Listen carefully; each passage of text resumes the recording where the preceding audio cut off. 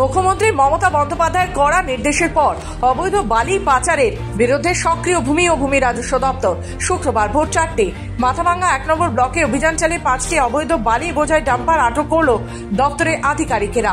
আটক গাড়িগুলো কোনো বৈধ কাগজপত্র ছিল না বলেই জানা গেছে। সূত্রে খবর, মেখলিগঞ্জ নয়া বন্দর এলাকা, জলঢাকা ও সুতঙ্গা নদী এলাকা থেকে অবৈধভাবে বালি উত্তোলন করে গোপনে সেই বালি পাচার করে দেওয়া হচ্ছিল। এই কাজে রাজ্য সরকারকে রাজস্ব থেকে বঞ্চিত করা হচ্ছিল বলে অভিযোগ। যদিও রাস্তায় অভিযান চালিয়ে ডাম্পার ধরা পড়লেও প্রশ্ন উঠছে, নদী থেকে বালি উত্তোলন উৎসস্থলগুলো কেন বন্ধ করা হচ্ছে না? বিরোধী দলগুলোর অভিযোগ, প্রশাসনের একাংশের মদতেই দিনের পর দিন অবৈধভাবে বালি উত্তোলন চলেই যাচ্ছে।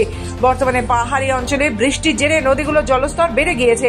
বৃহস্পতিবার ডায়না নদীতে স্রোতে ভেসে গিয়ে মৃত্যু হয়েছিল দুজনের। তারপরেও কিভাবে এমন বিপজ্জনক ও বেআইনি বালি উত্তোলন চলতে পারে তা নিয়ে ক্ষোভ প্রকাশ করেছেন স্থানীয় বাসিন্দা থেকে বিরোধীরা।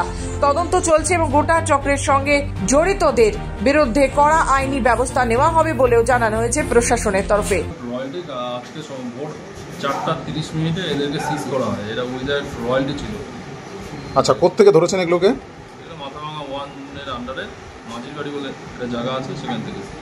আপনারা কি রেগুলার এরকম ড্রাইভে বেরোন? হ্যাঁ। জলপাইগুড়ি থেকে খাদিমুল ইসলামের রিপোর্ট, খবর বাংলা।